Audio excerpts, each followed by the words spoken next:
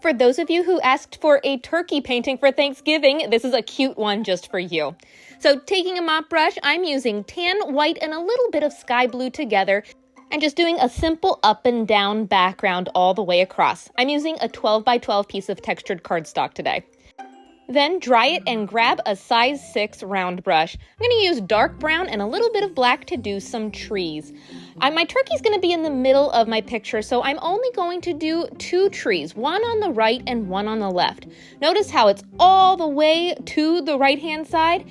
And when I do some branches, I'm going to keep them in the very top corners. So this tree is in the top right corner. I'm going to have a couple little branches coming off. And this tree over here, I don't want them to look too symmetrical, so I'm going to have that one slightly in towards the center, but it's still far left, and add a couple branches. Notice they're also up in that top left corner.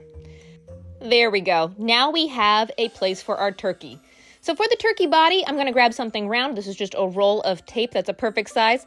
And taking a pencil, trace it so you have a guideline. I'm actually going to start with a round brush with dark teal and a little bit of white. The top half of the circle actually represents the blue feathers towards the tail where it starts to fan out. So I'm going to fill that top edge in and also do a couple curved strokes to fill it in with the teal and white together. You can leave a space for the body if you want to. Now with a pencil, I'm actually going to sketch the shape of my feathers for the fan part of the turkey tail. And this fan, see, they're going to be straight lines that are going out from the circle, but notice how each line is closer together towards the body, and then it starts to fan out, get a little bit wider. Really what it's doing, it's creating a larger half circle around the circle. So keep that in mind. Get them all about the same length. You could use a ruler and measure them if you want. And I'm going to connect all those lines with a straight line, so it looks almost like a fan. Now with a size 3 round brush and some white paint, I'm going to trace those lines just to get a guideline to fill them in. We're going to do a colorful turkey today, but pick whatever colors you want for your tail. I'm going to do a fun fall colored one, so I'm doing dark red, purple, yellow, and orange. Starting with my dark red, I'm going to fill in a few of the feathered sections.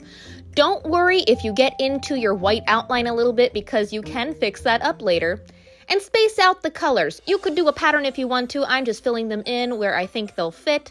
So see, here's some orange, and then why don't I do some yellow here? And also purple I think really goes good with the fall colors. Now notice how some of my tree is peeking through the lighter colors like the orange and the yellow. If some of your tree is being overlapped by the tail and you can see it, just dry that section and you can go over it with a little bit of white.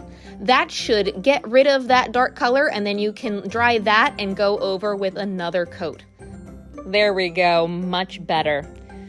Now, once you have all your turkey tail feather colors filled in, then you can go back in with a detail brush and redo your outline. I'm also going to do something a little different with my outline. Since I didn't point my feathers, I am going to do a little extra pattern here on the outside edge. I'm just going to do a second line, a little bit, like about an inch down from the top of each of my feathers. There we go. Now he's starting to look like a turkey. Before you do anything else, let's fix up the body as well, because you probably got some of the color in there. I'm just taking some of the teal and outlining that. Let's even take a little bit of white and add some feather pattern to the back end of the tail. So little tiny curves going around the outside curve of the circle. There we go.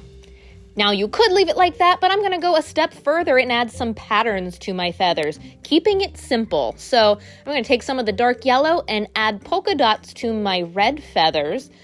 Keep the pattern super, super simple. So think dots, think little curves. So I'm gonna take some blue and add curves to my purple feathers like that.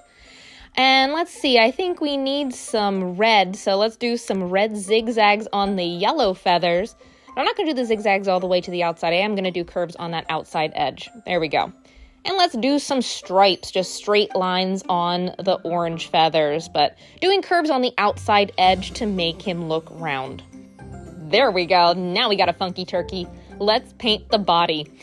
Taking a size 8 round brush and some dark brown paint, in front of the circle we made with the blue, I'm going to do an egg shape, leaving the white texture towards the top, and then fill it in. You didn't have to fill in as much of the blue as I did, but I'd rather have more than not enough.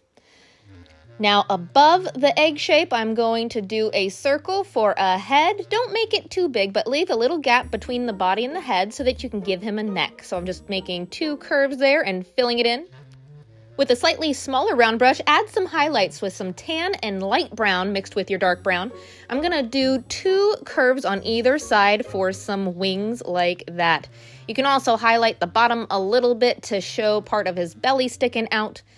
And in the front, where the breast feathers are, I'm going to do little tiny smiley faces all throughout with some tan and some light brown as well. Don't worry if you do too much, you can always blend the edges in there. Always looking cute. I'm also going to make his face a little bit lighter, so I'm adding another coat with just the tan and light brown there as well. Now for his neck, they have all this red texture, so I'm going to take some of the dark red and just tap, tap, tap, and kind of the bottom of the head, bring it down into the neck, and then down into the body a little bit. Doesn't have to be a perfectly straight line. See how I have a slightly uneven line there? Let's add more highlights to the outside edges with some tan. There we go. Ooh, so now let's work on his face. Taking a detail brush, start with white and then do a triangle for the beak.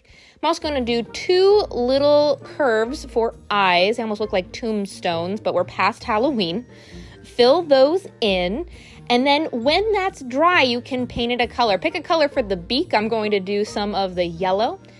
And then with a little bit of black, do 2 smaller little tombstone shapes for the eye pupils.